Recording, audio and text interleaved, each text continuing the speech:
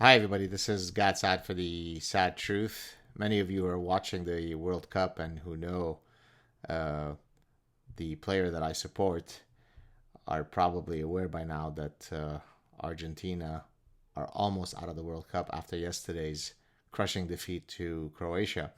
What I thought I would do today is comment on one specific element of yesterday's loss and link it to some of my scientific work and research interests in evolutionary psychology. For those of you who watched yesterday's game or any match at the World Cup, you know that there's the ritual where you have the teams stand at attention as the national anthems are played before the game. And during the Argentinian national anthem of yesterday's game, uh, I'm sure that now this will become a viral meme. Uh, you might have seen the angst on Lionel Messi's face as he sort of clutched his hand and started, had his eyes closed and was kind of rubbing his head as if the weight of the world were about to, cause his head to explode, which I think that's exactly what that uh, small micro moment was capturing. You could see it in the way his eyes looked, the way his posture was. And so I guess what I'd like to briefly talk about today is the fact that quite a substantial amount of our communication really happens through nonverbal cues, right? If somebody is looking at you when they're chatting with you or not, you're able to glean some information from that. How they look at you. When two fighters get together, say before an MMA fight, there was a study that was done looking at whether you smile as one of the two combatants or not. What does that uh, do in terms of the ability to predict who's going to win? It's actually something that I'd mentioned in one of my appearances on Joe Rogan's podcast. And so the manner by which people, stand straight, or if they are dominant people, there is a set of nonverbal cues that you typically see that corresponds with whether you are socially dominant or socially submissive. And this is something that you not only see in, of course, human interactions, but you see it in countless other species. Think about when two dogs meet one another at, say, a dog park, and if they're trying to establish dominance over each other, they'll sort of stand erect, and oftentimes, if they're roughly the same size, they'll try to sort of put their head on top of the other ones. And one will either acquiesce to that reality or not, and if not, then they go at it. They resolve it oftentimes through a short, violent, uh, interaction.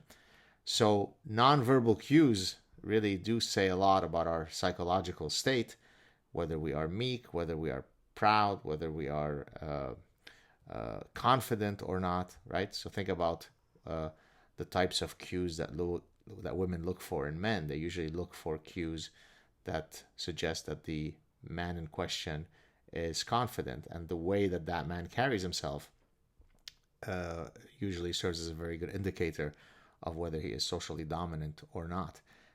Based on yesterday's pre-game nonverbal cues that were being exuded by Lionel Messi, one didn't have to be an evolutionary psychologist or a behavioral scientist to know that this was not a good sign.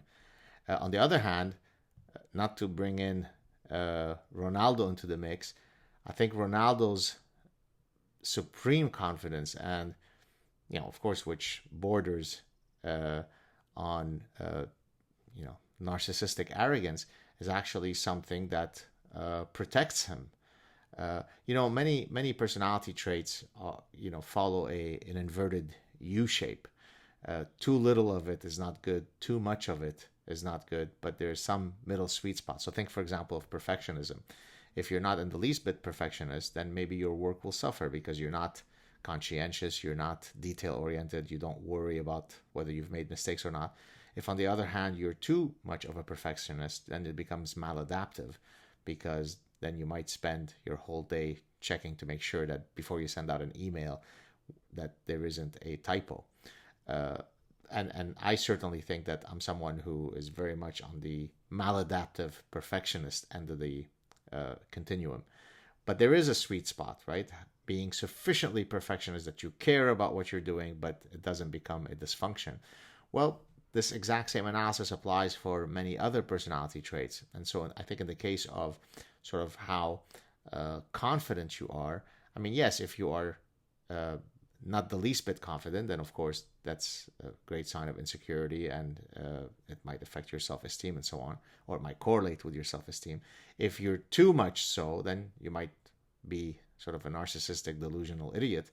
I think in the case of Ronaldo, the way he carries himself in a manner that suggests it doesn't matter what happens, what you throw at me, I'll always be able to step up. And that supreme arrogance is actually something that protects him against the unimaginable pressures that all of these players face. I think in the case of Lionel Messi, certainly based on yesterday's game, but I think we've seen it in other cases. The fact that he is sort of a more meek guy, more quote sensitive guy, more humble guy.